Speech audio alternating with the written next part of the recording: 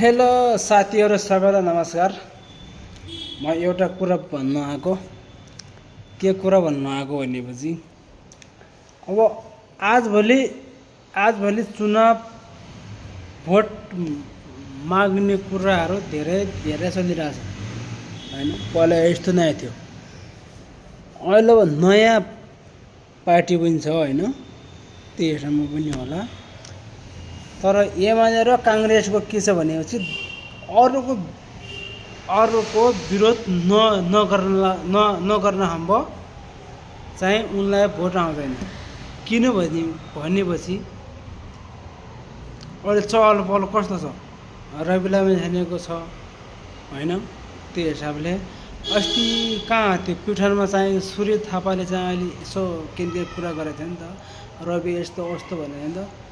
यसो प्युठानका जनताले पनि यो पनि सुन्नु चाहनुहुन्छ है, यो सुन्नै पर्छ है।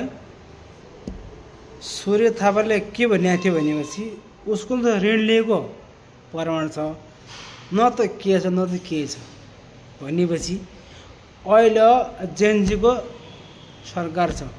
जेएनजीको सरकारले छानबिन गरे होला नि त।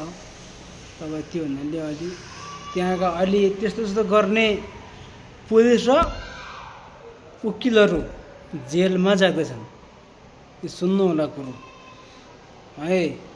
मेरो भन्ने यति न, तर यस्तो पाप कहाँसँग गर्नु पर्दैन। भोट माग्ने चाहना छ, आफ्नो कुरा गरेर भन्नु होला है। तर ओ मान्छे यस्तो, ओ फलाहानु यस्तो, ढिस्काउनु यस्तो भनेर हुँदैन। त्यही हो के मेरो भन्नेमा, त्यही हो।